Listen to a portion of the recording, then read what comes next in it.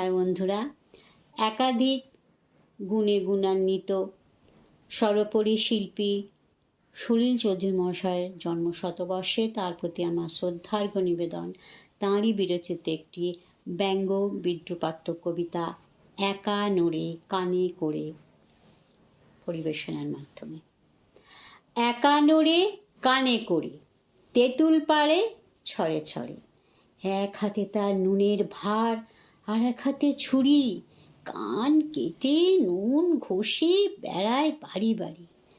এক হাতে তার নুনের ভার আর এক হাতে ছুরি, কান কেটে নুন ঘষে বেড়ায় বাড়ি বাড়ি।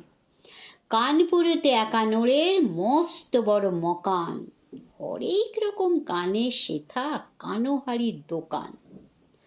কান পাতলা সেখানে যায় কিনতে মোটা কান, আর কানে খাটো কিনে আনে লম্বা দেখে কান। কানা ঘুষো যা কিছু হয়, কত কানা কানি, সব কিছু সে একা নড়ে করেছে আমদানি। তখনও দেশ হয়নি স্বাধীন, মন্ত্রী ছিলেন ডান কান, একবার কানপুরে এলেন কিনতে তাহার বাঁ কান। একানোরে বললে, দেখুন সময় দিতে হবে, মন্ত্রীর কান আনতে গেলে দিল্লি যেতে হবে।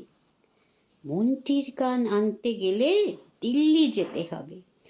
এই না বলে একানোরে দিল্লি দিল হাঁটা, 6 দিন পরে ফিরে এলো চক্ষু ভাঁটা ভাঁটা। বলল কেঁদে, নিন ফিরিয়ে আপনার টাকাটা, মন্ত্রী হবার পরে ওদের সবার দোকান কাটা। মন্ত্রী হবার পরে ওদের সবার দোকান কাটা।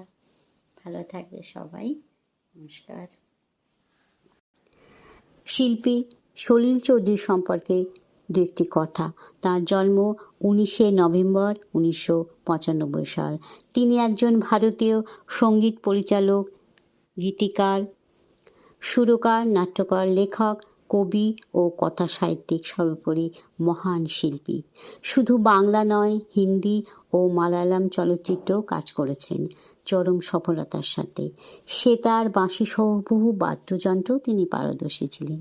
তিনি গণসঙ্গীতের একজন প্রণেতা এবং ভারতীয় গণনাট্য সংঘের সাথেও যুক্ত ছিলেন।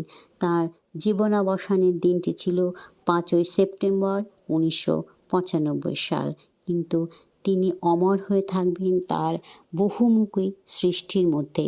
আজ এই পর্যন্ত, শুভকামনা রইল সবার জন্য।